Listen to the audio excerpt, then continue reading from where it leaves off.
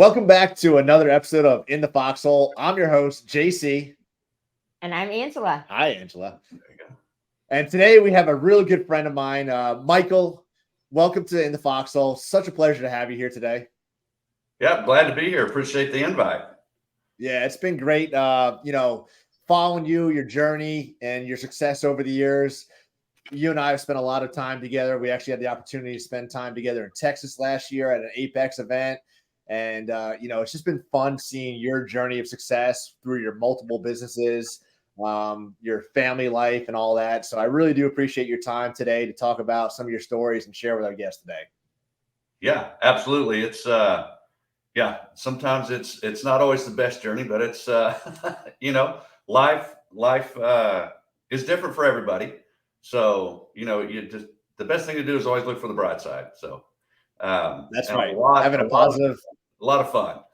Yeah, having a positive mindset definitely helps because there is a roller coaster in life and personal life, business life, and everything else around that. But why don't you real quick tell our guests and viewers a little bit about yourself?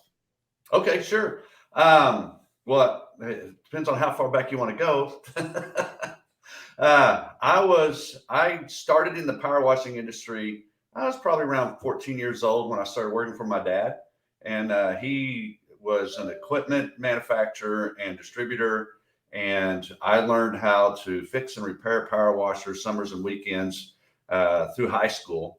And when I was a senior in high school, as most young men can be, we kind of started butting heads with our dad, and we want to do our own thing. And he was real supportive and saw that I had a entrepreneurial spirit, not just then, but even previous to that. But gave or encouraged me to go out and get into the fleet washing side of things because I could still go to school, high school, and that ended up funding my way through college. And I graduated college 6 years later with no debt, in a house, and paid for my first truck, all that. So it was good and pretty proud moment for me to be able to graduate college and have paid for it all the way through. And then I stayed with the fleet washing pretty heavy and got into building cleaning and restoration. I did restaurant vent hoods. I did sidewalks. I did residential. I did all kinds of power washing for a while. And I finally realized that I was going in too many different directions. And so I became very focused on the fleet washing side of things and just decided to dominate my market here. And once I was pretty good with that, actually, I'll never forget it. It was the winter of 95, I think it was. Yes, 95. For some reason, that January, we had below freezing temperatures every weekend. And when you're in fleet washing, that's your bread and butter is being able to go out and wash on the weekends. And it hit me really hard. So I started looking for another place to kind of diversify into. And that's when I decided to go back after the kitchen exhaust cleaning side of things and got into that. Bought out a competitor a year later, and that was a huge struggle. But then we branched into kitchen exhaust, and in 2006, I joined into Facilitech with a group of other kitchen exhaust cleaners, and we shared a brand nationally. And eventually that kind of split up. And there's two of us that are still in the Facilitech brand and sharing it now. So we cover about half the United States, I would say, population wise. And then when my dad was at the point to retire, then I bought out his distribution business and manufacturing and stuff for power washing and training and all that. And that's now powerwash.com and Power Wash Academy, which we run here out of Fort Worth, Texas. And we're just I never have a lot of downtime, but finding good talent is always important, and learning to work with people has probably been one of the biggest learning curves, being somebody who just, came from not ever going to work in a corporate space or a bigger company or have anything to look up for, just finding those people that I could work with and learn from outside of the company has been very valuable to me over the years. Awesome. So, they call you what? The Dean of Clean? The Dean of Power Wash. The Dean of Power Wash, yes. And you picked very two niche markets or industries to focus on. I mean, power washing in general, residential, commercial, house washing, things like that, very broad. But getting into the kitchen exhaust, which is very dirty, night work, and Yeah. the fleet washing too, which is very labor intensive. The, Harder to get into and stay successful. So incredible, and kudos to that. I would say that fleet washing is the most labor intensive side of the power washing industry. It was great when I was younger, but I don't do very well going out trying to wash trucks today because age kind of has that way of catching up to you. I love how you talk about in your story, and there's moments in business that we realize this, that there were areas and times that you diversified, that you thought horizontally and went in those different patterns of let's add on this type of washing. And then moments that you said you wanted to dial it in and focus. Can you talk a little bit about that? Because there are those times in business where we're like, okay, let's add on services, and then times that we've gotten way too diverse. Yes, I would completely agree with that. The first time, and for the life of me, I think about how I completely overlooked this was when I got into the kitchen exhaust side and I bought out a competitor. I was probably 3 full-time crews in the fleet washing side of things, and I bought out I was working nights trying to build up my kitchen exhaust side, and this is before I bought out a competitor, and working during the day, and who knows what idiocy went through my mind to think that I could work like that. And I was killing myself. And a friend of mine had talked to a guy down here in this market. He was in the kitchen exhaust cleaning side, and he talked to a guy in the Dallas-Fort Worth market that was looking to sell his business. I want to know if there's anybody interested in purchasing. And of course, he turned me on to that individual. I ended up buying the company, and he had 2 full-time crews. And I just thought, this is great. I'm going to bring in crews. I'm going to bring in another set of business. I can get these guys to do the work at night. The accounts were good. The staff was horrible. And that really spread me thin. It took me about 2 years to turn that around. And as a matter of fact, I was close to selling off that side of the business when I finally got a full-time crew that could handle what his 2 full-time crews were doing. So I didn't do my due diligence at first, but I think it's it's obvious, or at least not always quite the lacking of foresight when you go into doing things. You see all the good things and you think, oh, great, this is going to solve this problem, that problem, and you don't take the time to really sit back and analyze everything. Like, I never even met his employees before the purchase, and then after the purchase, I'm meeting these guys, and I'm like, don't know if they're going to fit in with us. And we were drug testing. And so every one of his employees failed the drug test. I fired every one of them within 30 days. And it was a nightmare. I went through guy after guy. I remember I had this kid named Miguel that worked for me. And he would always come in and say, "Hey, Michael, I need you to do me a favor." And he needed his car repaired. He needed loan money for this, or he needed help with his rent. And that was the time where I would say that I learned that you can't save everybody. And I think as entrepreneurs, we have this instinct of projecting our inner drive and our core values and our thoughts onto those around us and think that everybody thinks like us. And that was a time, over that 2-year period was a time when I realized that not everybody has a strong work ethic.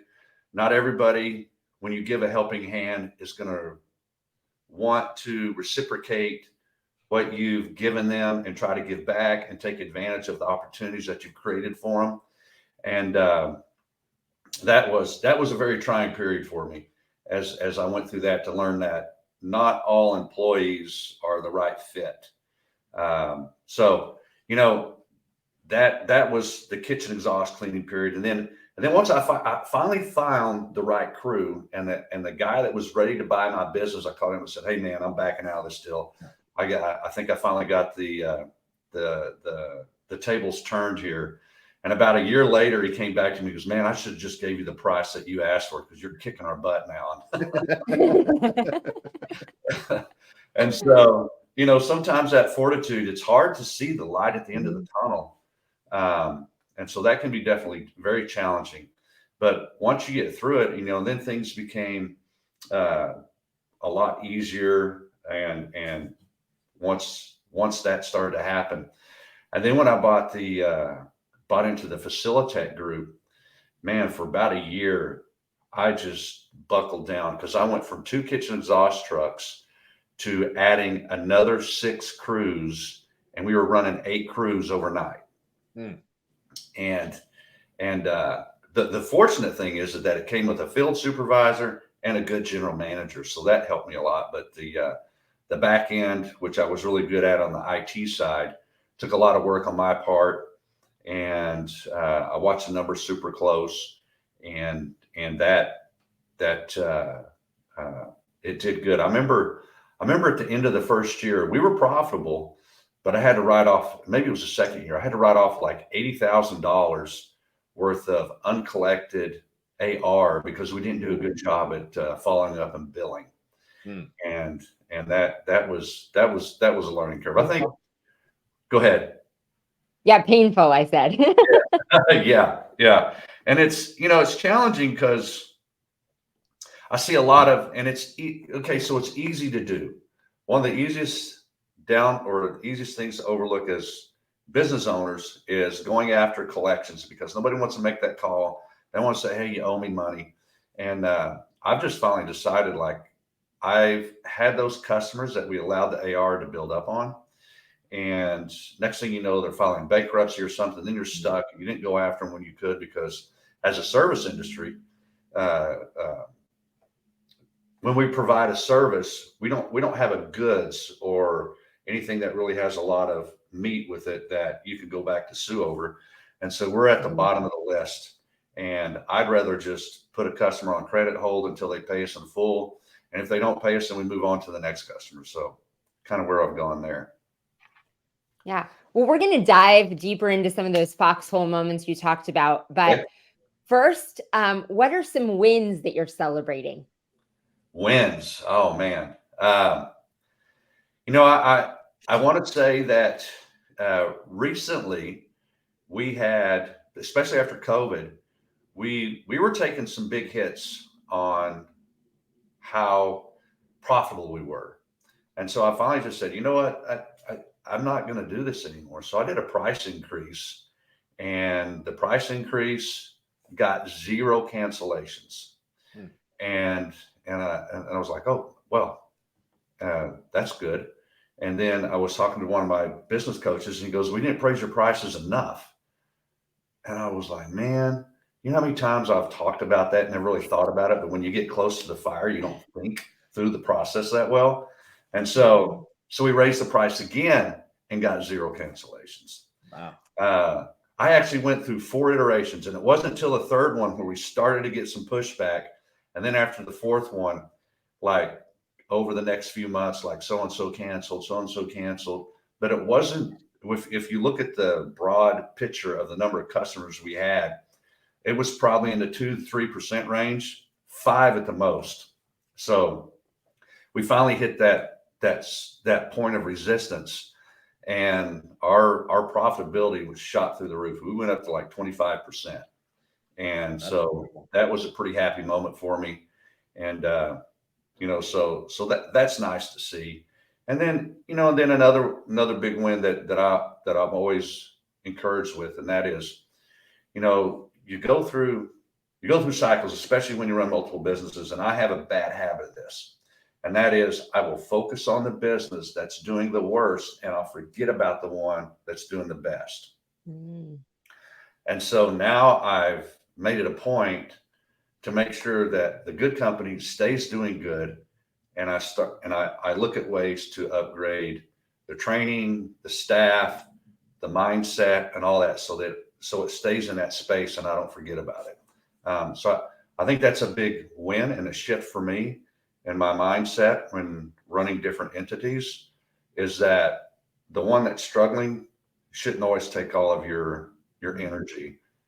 You need to make sure that those that are doing good stay doing good. Yeah. Yeah, absolutely. And it's important too, because we'll quickly shift and pivot over to that one. But like you said, we're taking all our attention away from everything else. And then those Yep. start. So it's kind of like you're going back and forth, slingshot, if you will, to get them right, when you should just balance that out. And hiring the right people, putting them in the right seats definitely helps and makes that easier for you. Yeah, absolutely. So, Michael, with three incredible businesses, you're trying to run and make successful and balance out your time. I'm sure it wasn't easy putting the right people. We talked about having some hiring issues. You're ready to sell that one business shortly after taking control of that. Let's talk about some times where you were in the foxhole and you just said, you know what, maybe this isn't for me. Maybe I should go back to doing something different. Yeah, no, I definitely did that. So before I got deeper into kitchen exhaust and into my dad's business, and I was just doing the fleet washing, I came real close to selling off my truck washing business. We had a contract written. It was ready to be signed like the next day. And 2 or 3 days before that, I really didn't like the way the negotiations had went. And it seemed like they were changing the verbal communication. So I hired a lawyer. I rewrote the entire contract, sent it over. Anyway, they canceled. And I remember thinking that I had run a firework business years ago and how profitable that firework business was. And I thought, they didn't buy it, so I'm going to take this business. I'm going to make it as profitable as I did when I made fireworks. And that did happen. But I was ready to shift, sell that business, and go to work on the equipment and training side of things before my dad even came close to retiring. And it really motivated me and shifted me into thinking that this is the direction I want to go. But that was one of those first times. But I think what really, there's a mindset of, let me say it this way. Being an entrepreneur is a lifestyle. It's not a work experience. It's a mindset that you have to have, and you choose to live as a lifestyle. When I was growing up, my dad pointed out to me, he said, you're going to see friends, and you're going to have friends in school. And there are friends that have a blue collar mindset, and there's the friends that have a white collar mindset. He goes, when I graduated from high school, I noticed that my white collar friends stayed friends and my blue collar friends went another direction in life. And me and my daughter were just having this conversation yesterday even. And I told her, I said, because I had this conversation with her, I said, but there's another mindset in there. It's the entrepreneurial mindset, because you can be blue collar and white collar, but if you don't have the entrepreneurial mindset, you really can't be an entrepreneur, because you never stop being an entrepreneur when you step away from the business or you go to do something. Your mind's always thinking about those next things. You're living a cycle, and you're living, your mindset you have a fullness of life. And that company, so, and I love it when, first person I heard say this is Josh Latimer, and so true. None of us were kids thinking that, hey, I want to grow up to be a truck washer, a kitchen exhaust cleaner, or a power washer, or to clean sidewalks, or to go clean roofs, whatever it is. None of us were kids thinking about that, but we had a purpose. And so our company served a purpose, and that's part of the entrepreneurial mindset. And I would say when I went through the very difficult challenges, that I always went back to my core values. And one of my core values is family. So I'm doing things for my family. And that's what drove me to keep pushing through and making things happen. I recently found myself in a spot where I got away from my core values, and that's actually a date that will stick in my mind forever, when I made a very definite decision to get back and stay focused on my core values. And that was November 15th of 2021. And that was a Monday, and I'll never forget that morning. And the mind shift for me, because here's what happens. And I see it happening now with some people in the industry. It happened to me, is that as you become successful and things appear to become easier and you start enjoying some of the fruits of your success, you start experiencing life differently, and you can kind of step off the track of core values and following things that you want to follow like you have before. And it's a thing that I mean, when I was a kid, I recognized this, and I had a conversation with my dad. I said, if you think about like Elvis Presley and how he had all his problems and stuff, and he fell off and passed, and the things that he was doing in his life, he goes, we always teach people how to be successful. We don't ever teach people how to handle success. And so I think having people around you that can help you cope and deal with success. Use Mike Tyson as an example. His coach, when he was younger, actually prepared him for all the things that it was going to happen to him before it happened. And when his coach passed, a lot of those bad things happened to Mike Tyson.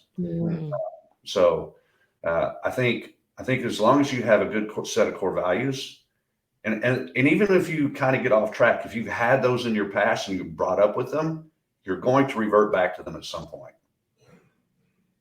And I think it's just like getting comfortable in your business too. Sometimes you don't realize that you're getting comfortable. Sometimes you don't realize that you're stepping away from those core values until you take a step back and look at what's going on. Or if you're lucky enough to have a tribe support you and say, hey, what's going on? Like, you're not yourself right now. This is not who you are. This is not the JC that I know.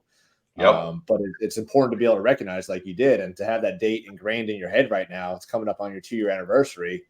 It's incredible that you're able to recognize that. We get to a deserve level, I think, too, either comfortable or you have been in the trenches, like grinding it for so long that when you come up for air, I've had seasons of that. They're like, I deserve. Yes, exactly. A break. I deserve a break. Yeah. And you can sometimes stay in that little deserve break too long. But I'm curious if you want to share with us, was there something that sparked that moment? Obviously, it was very pivotal. You remember the day, but was there something that sparked that change? It was, and it's unfortunate I have to say this, but it was a weekend of having a great time and indulgence. It was with my ex-wife. And that Sunday night, I could not sleep. And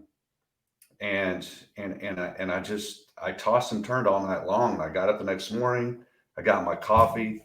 I sat in the kitchen of our beautiful lake home, and she came in and, why are you still here? And I said, we need to talk. And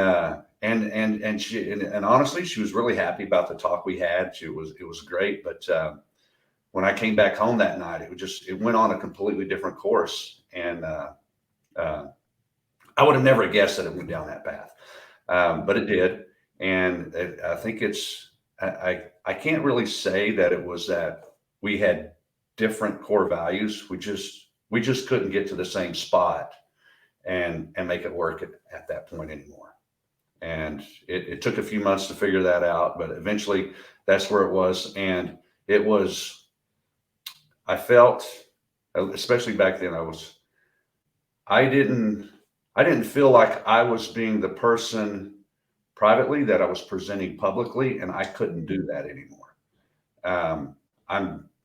I believe in being very transparent. I believe in being able to lay my head down on my pillow at night and being comfortable with who I say I am and what I represent. And that's the moment when I said things have to change, and things have to change for the better. And I have to lean into my core values for the rest of my life. And that was the sticking moment. And that date stays with me. And I don't know, maybe every November 15th, I'll add something new that I'll change and try to become a better person too, or something. I haven't really decided that yet, but I'm very comfortable with the place and where I am today. So that really makes me happy. And that event will stick with me. That was, what is it? I've heard it said before, the imposter syndrome. Mm-hmm. Yeah. And correct me if I'm wrong, but that's where you don't really, you feel like you're presenting yourself in a way that you don't feel comfortable with. Yeah. That's right. And I've heard other people say that it's a lot of um, entrepreneurs and uh, um, influencers have this feeling as they go through the process of being in those shoes. And I've heard it a couple times and I agreed with it, but something really stood out to me, and that is if you feel that way, then it's time to take a pause and reflect and understand why you feel that way, Mm-hmm. and then do the things it's going to take to change so that you no longer feel that way, because it's something about your subconscious that's telling you something's not right here, Yeah. something is beyond. So I need to fix this and I need to change so that I'm comfortable with who I am. Yeah. I totally agree with that. And thank you for being so vulnerable. Yes. That is obviously a pivotal day in your life for your own realignment that led to lots of shifts in your life. Yeah. But Yeah. I believe that's so true. And some people try and shove it away, that I did we for a will long time. Yeah. that we will come to a place where we feel a misalignment, where we're either not living in our core values, we're not living out our calling, or are really going towards our mission and vision. And definitely when we're living in comfortable and indulgence, we're not living out that our calling as a visionary entrepreneur. And so that can feel very misaligned. And I had a similar experience. It's in the introduction to my book. Mine is March 8th. But I just this overwhelming misalignment that you could no longer ignore. That, like you said, you had been for a while, like, oh, I don't want to look at that. Yeah. For me, I think not only could I not sleep that night, but I felt myself getting to the point to where I've never had like panic attacks or anything like that, but I could just feel it in my body, like those type of things were going to start happening, or I was going to have some kind of a nervous melt breakdown, like just boom, I'm shutting down because my mind couldn't take it anymore. Yeah. Oh, go ahead. No, yeah, I just that it gives Yeah. me chills. I mean, that you come to a point where your body, soul won't let you ignore it anymore. That you can feel that tension, anxiety in your body, and you recognize, like, this is not going to be good if I don't work through this. Yeah. And you know, not to, the reason I share this is because I definitely know that there are other entrepreneurs and people that are in the space that feel this way. So the best thing I can do is share like how I work through it and what helped me decide to work through it. And hopefully there's somebody that's watching this and can hear what I'm saying and decide that, like, hey, that makes a lot of sense and I need to work on that, so that it doesn't get to an extreme to where things happen that they wish may not happen, to realign and get things right. No, it's super important. That transparency helps a lot. I remember when I was going through my struggle years ago with my ex too. For the most part, it was me feeling like I had to stay in that relationship for not only for the kids, but for the business and for everything else. Meanwhile, I was just breaking down inside and I was suffering internally, and it hurt because I didn't have anybody to talk to. And when I was finally Yeah. able to get the courage to realize, hey, you need to get away from this for your health, for your happiness, for the kids, and for everything else. Like, there was no looking back at that point. And I remember that date very, very clear. I was out of town, came home, packed my stuff, and I never looked back. But it took me years to finally make that move. Yeah, I've debated. I'm thinking about like doing a little. I mean, my Washaholic Wednesdays are probably going to come back, but I'm thinking about ways to do some stuff to like create, maybe a seminar or something that kind of help people work through this and kind of focus on it with all the experiences I went through, the steps I took to get there.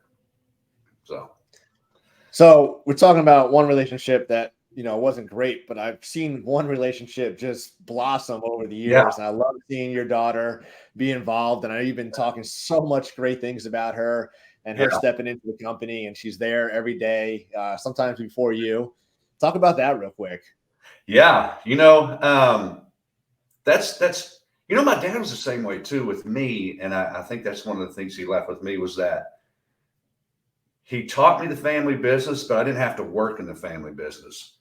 And a lot of people I don't say it a lot, but when I was going to college and washing trucks on the weekends, there was no way I was going to stay in the power washing business. I was ready to be done with it. and then I went and interviewed with a couple of accounting firms. And I was like, yeah, there's no way I can do that either. I'm going to stick with power washing. I know this, so I'm sticking with it. And I had those conversations with my daughter, and I've always encouraged her to do what she wants to do. I said, you don't have to come into the business, but you have the opportunity here. And so I didn't necessarily teach her the business. I just gave her the opportunity to come and work and, do things around it because, most women aren't out behind a gun power washing. So I couldn't really throw her in the wash bay and have this little petite 80 or 70 pound little girl trying to pull a wash gun and wash a truck. That wasn't her thing anyway. But she did come into the office. She worked with the staff. She did a lot of filing and things like that. And then as she got through college and she ended up with a major in marketing and management. So she had a dual major, which I'm very proud of for her doing that. And she did it in 3 or 3.5 years. No, 3 years. So that was pretty cool. And then she had already been working summers and did an internship here. And I kind of figured she might go out to a marketing firm for a while and then come back in and work with us. But she said, no, I want to come work full time with you. And I want to learn the family business. I want to keep going with it. And so I literally almost at probably 4 out of 5 days a week, I'm having lunch with my daughter. And she's normally here at 7 a.m. She wasn't today, but she normally is. So she's 30 minutes or an hour ahead of me getting here. And it's pretty cool to have that and be able to share and have and still have the father-daughter time and things like that. One thing as a dad and with family being one of my high core values is I used to do, and I even did it with my stepchildren when I had them, was at a father-daughter trip or a father-son trip. And I try to do that once a year and try to spend that quality time where you got the one-on-one and just build relationship and have times to talk. And it's great to be able to do that. And she looks back and she talks about those trips and, and I was pretty open with it. And I post a lot on Facebook about it and stuff. And I really feel good. Not just that I did that with my daughter, I got the time I got with my daughter, but people like you, JC, and so many other fathers that said, man, I love what you see there. I'm going to do that with my daughter. And one of the biggest reasons I've done this is because I was in a Bible study, Sunday morning Bible study, and it was right after my daughter was born. I want to say she was either probably around 1 to 2 years old. And somebody brought up that the importance of a father's influence on a daughter's life is I'm saying this kind of backwards. It's super important because when they grow up, they look for someone who resembles that which the father acts like in the house and the way he acts. She has that example and how important a father is in their lifestyle. And that always stuck with me. And I said, I always want to be that example that my daughter looks for when she goes to look for a husband or to have somebody in the home. And I felt like that was one of my callings as a father, was to be that, not only to be that for her, but also for the other children in the house, my stepdaughter and my stepson. So I really tried hard to present that example. And so we talk a lot about, what she wants as she goes to do her journey in life. And this past weekend, I was really surprised that she called me and says, I'm going to Taiwan over Thanksgiving. And I said, do what? And she goes, yeah, I'm going to Taiwan. I said, all right. Are you going with anybody? She goes, no. Like, all right, well, this is kind of how I taught you to experience life before, but I'm not really sure I like what I'm hearing right now. Especially since it's 3 weeks away. Yeah. And so we went to lunch yesterday because she was kind of going back and forth over the weekend. And I said, so we got in the truck, we're driving to lunch. I go, so have you made a decision? She goes, yeah, I booked my trip last night. And I was like, okay. And I said, how does your mom feel about that? She's not happy. She doesn't want me to go. She wants me to beg you to go with me. And I said, well, and I said, well, how do you feel about that? She goes, well, I'm kind of back and forth, but I said, I get it. I said, this is you need to feel that independence. You want to do this. And so, I honestly struggled through lunch, and I was like, man.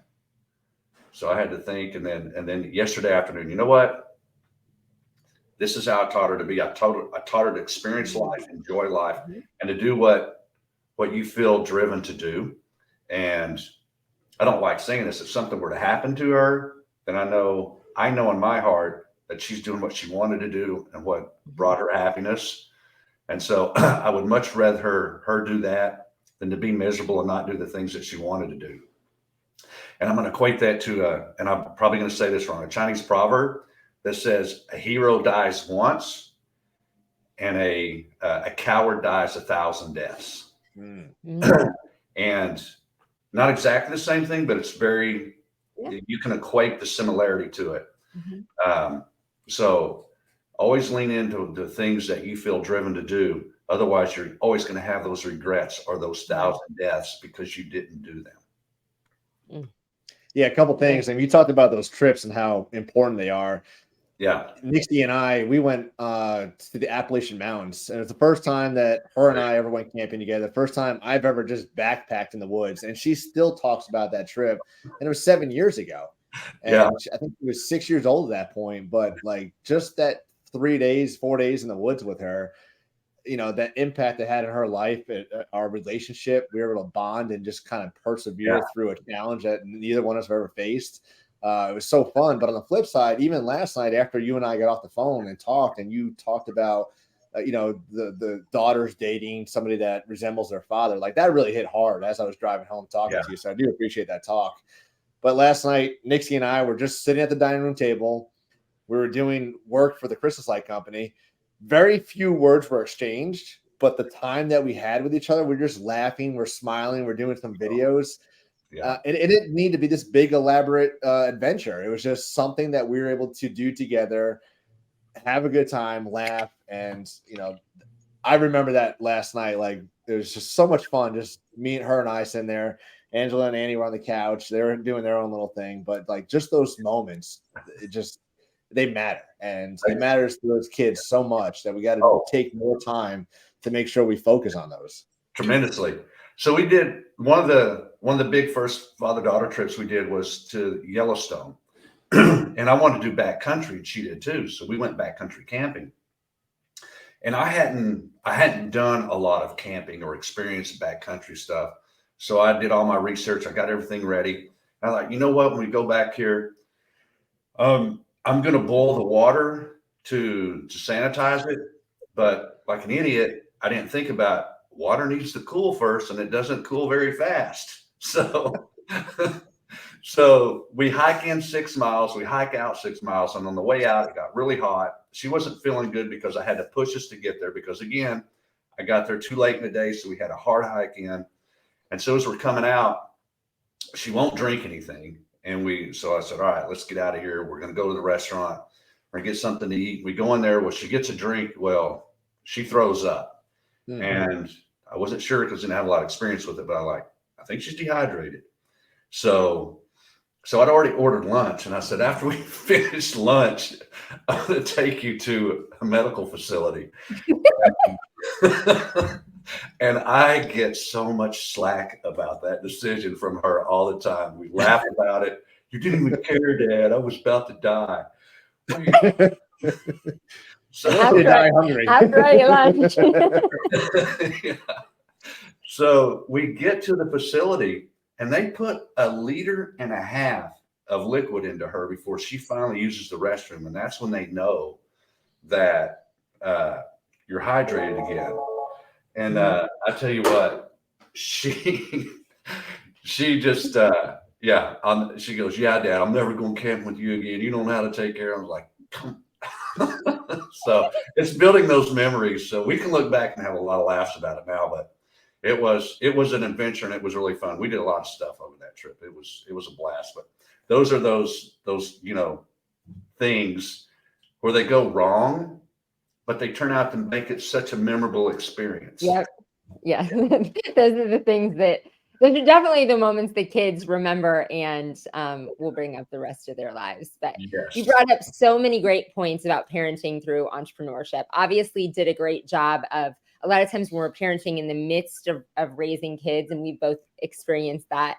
Yeah. And wonder what they're experiencing, what they're catching, what their vision of that us being in a business is like, balancing, like you talked about at the beginning of the episode, that entrepreneurship is a lifestyle. So we're doing it all the time. You obviously did a great job because she wants to be in the business.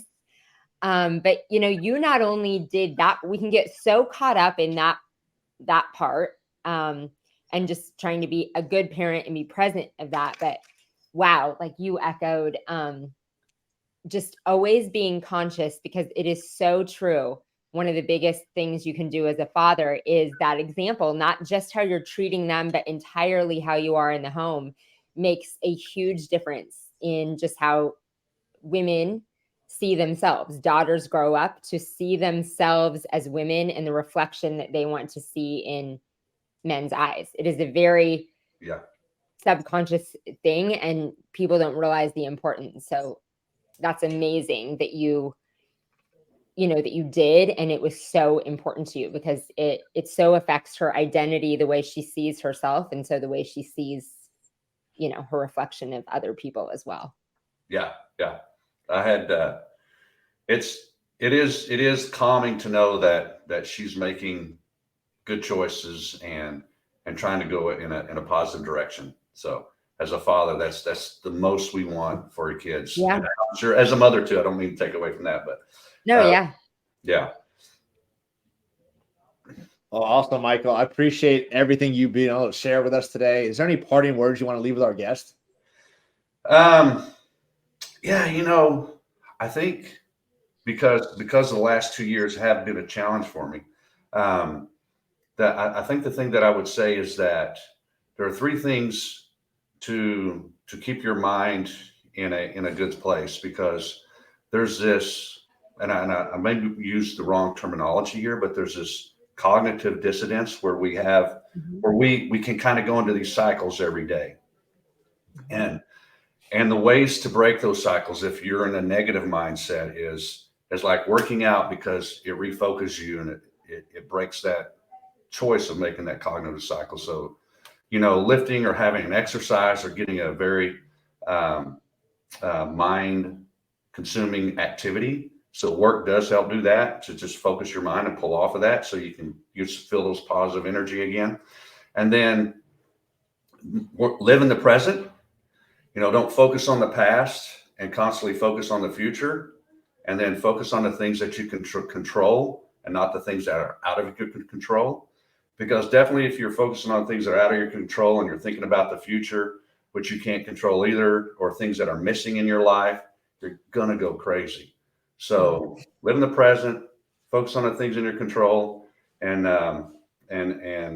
just, just really, really try to think about how you impact those around you, and how you're being in a good mental state will spread with everybody you come in contact with. I think one of the things that as human beings, we can kind of reflect inward too much and forget how impactful our lives are to those around us, and how important it is for us to be in a good mental state. So that's what I'd like to leave with everybody, and realize that your presence on this earth and in this world is very important.